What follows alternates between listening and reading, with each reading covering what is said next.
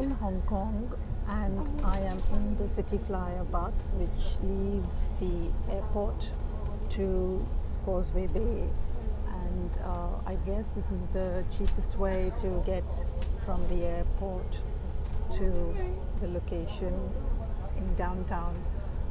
This is Hong Kong Island, and my first thoughts seeing this place, I'm really quite gobsmacked because this is just the motorway here, and signposted very well on both the sides of the road.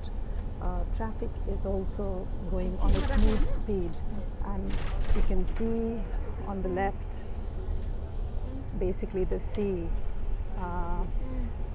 This Hong Kong Island obviously is keeping towards the westernized laws, I think, because the roads are in a very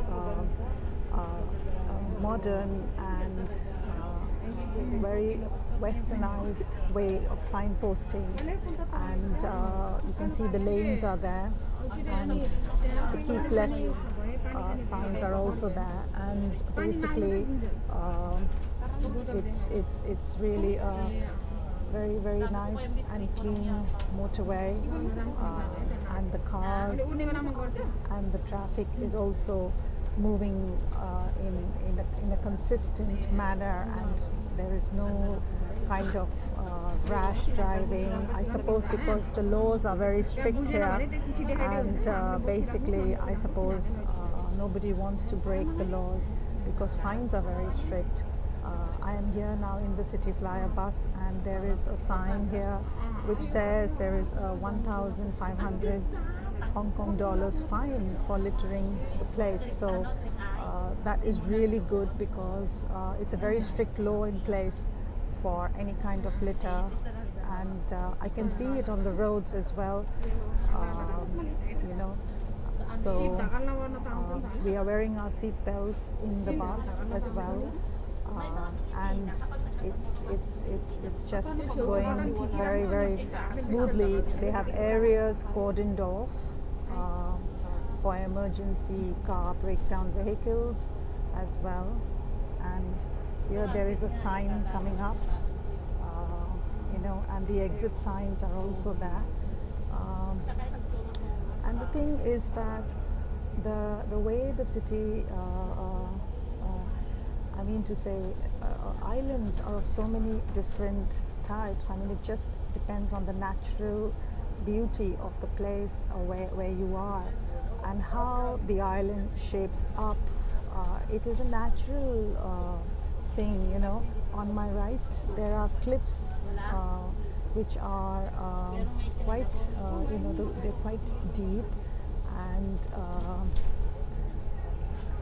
there's also cameras on the road, and police parking vehicles, and SOS signs as well. Obviously, they value trip.com a lot, and I got some of my information from trip.com as well, and I think it was pretty much quite accurate what they said to us on the website. So this road here, I think is around 80 kilometers per hour in the red on the right, and of course you will see the signpost also on the road which says around 80 miles per hour, but I don't think we are going at 80 miles per hour unless it feels really very slow. But one thing I observed, and the reason why I'm making this video is just to show that there was a lorry that passed, full of rubble, and in developing countries normally there is no cover or sheets on top, but here there was a cover on top, and basically so no mud can pollute the environment. As you can see, this lorry in front of me has just passed, and this is the third or fourth lorry here. We are now coming to a bus stop, so I'm thinking the bus will halt, and then of course in front of me there is a toll bridge, so a toll bridge, sorry.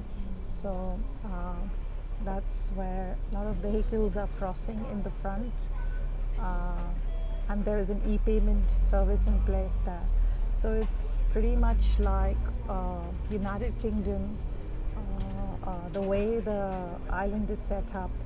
But I have to say that it's really quite westernized in the sense a colony is different, but Hong Kong is different because it has managed to develop in a more modernized, urbanized fashion, and in a more cleaner environment as well. So you can see the lorry on the right as well. Everything is just sealed and closed. Nothing is hanging. There's no danger. There is safety and health issues here. So I think all that is going to, show how this island is basically so well kept and well maintained. The weather here is a cool 19 degrees, and today's date is the 29th of December 2017. This road goes to Kowloon as well, and of course now we are passing a beautiful bridge. And I have to say, I can't get my camera on that side, but the views are just absolutely ravishing, absolutely delightful. And the water is blue. Obviously it's the sea, and even on this bridge you can go at 80 miles per hour. So it reminds me a bit about United Kingdom, because in London also we have so many bridges covering the central London to the south London, and there's so many bridges like an embankment and stuff, and Battersea and all that. And so it's making me feel, in a way, I can understand this island and connect with it in a British sense, because the way it's connecting land and water is beautiful. In the front of me, very far away, there is another bridge, and I think that I'm going to see a lot of this sort of connections as we go along this beautiful island. So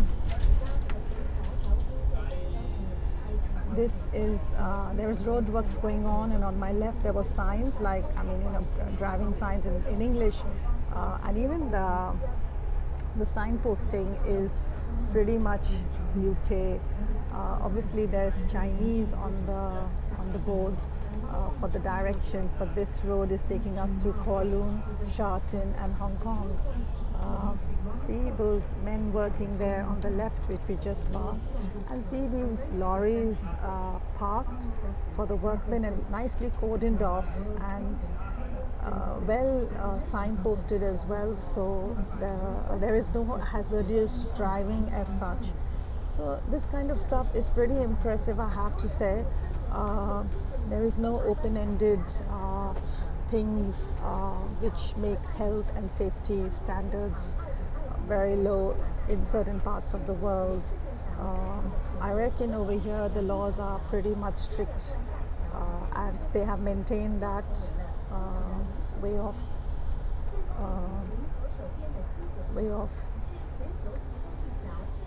maintain the way of the island, to keep the island as a hotspot destination for travelers. And the uniqueness of it would be, one good point would be definitely the weather.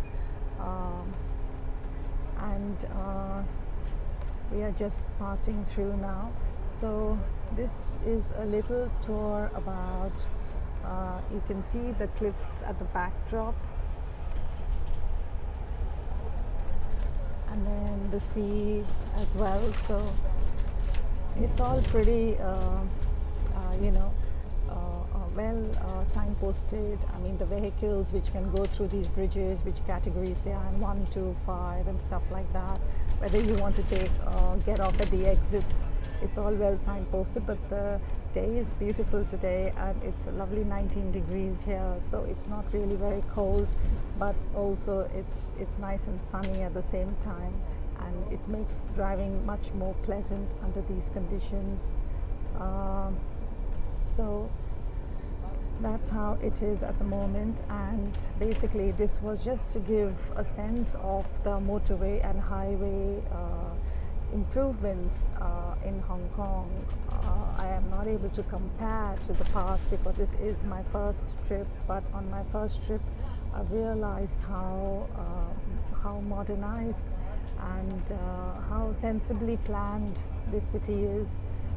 There's a sign in front coming, if you drink, don't drive, and 31st of December is just round the corner, and I think this sign is really very important. The hard shoulder is so well marked, and so you can see that how the vehicles are just smoothly moving in front of us. I think we are now going to be passing through a very important tunnel, which is the Nam Van Tunnel. I don't know if you can get the name there, but there you go. That's how the tunnel would look. And at this point, I think this is so well planned compared to our Blackwall Tunnel in southeast London, which is connecting east and south. This is so much more lit up and so much more cleaner as well. I mean to say, the ideas may be very British and very westernized, but these countries such as Hong Kong are just taking it all one step further, and it's so well lit up, and there's of course double lines on double white lines, which means there's definitely no overtaking in this tunnel as well. And this is a one-way tunnel, so we can see that all the cars are going in one direction, and of course it's got the SOS emergency call centers as well on the left and right, nicely in yellow, and we are going to be leaving this tunnel. So it makes me go back to home. I've passed the Blackwall Tunnel so many times, and this certainly makes me feel very close to home in certain ways. So these are some of the buildings on the left, and some of the buildings on the right, and of course there is another bridge coming forward in front of us, and this is the shipyard, I mean to say, where the containers are offloaded. We have heard a lot in the Western press about, but I've never seen anything so huge and massive. It's just watch this. These are all containers here of different sizes. I suppose 10 ton, 20 ton and 40 ton containers, but it's absolutely huge. I mean, just look at that. There's so many containers. I mean to say, like, this place must be transporting. I mean, you're talking about globalization here. I mean, how can you beat this? I have traveled quite a bit in my life, but I have never seen this level of, it's like a different architecture here for the sea, sending their goods in a globalized world. These people are way out ahead of everyone else. I don't think anybody in the world could compete with what I'm seeing here in front of me. You can see that these 10 tons or whatever they are, 20 and 40 foot containers are just piled up here, and I don't know how many, but hundreds of thousands of these are just standing in one place. So oh my God, it's just making me realize the power of the new world that we are hoping will establish soon, because at the moment nobody knows what's going on. But as you can see, look at these containers. I mean, this is market for globalization. How can anybody in the world compete with such power?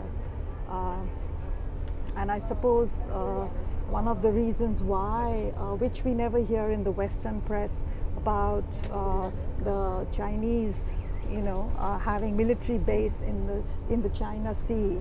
I'm sure one of the reasons, which I never thought, was to be protecting its port.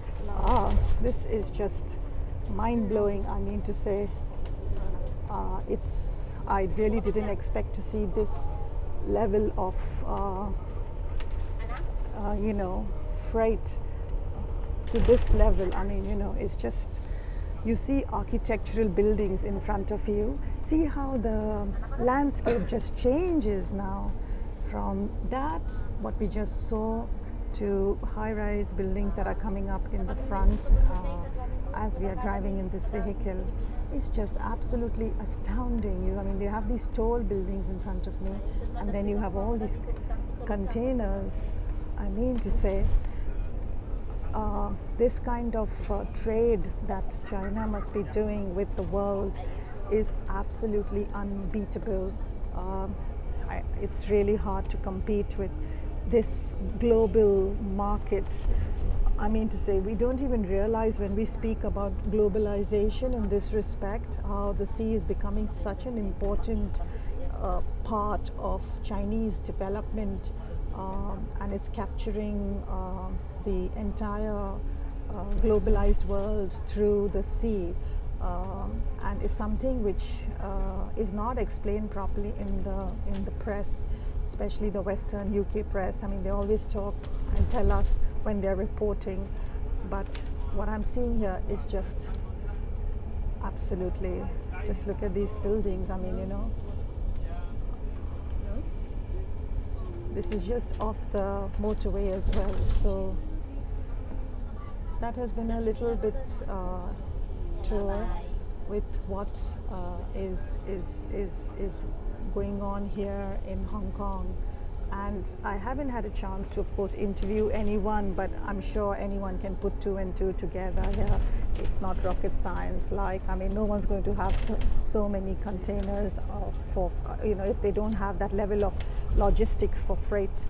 And the way it's being managed is like just a super management of those freights, just nicely kept there and lined up to go out to the different parts of the world. I mean, the world is your oyster. They must exporting to Africa and US and India and many other countries.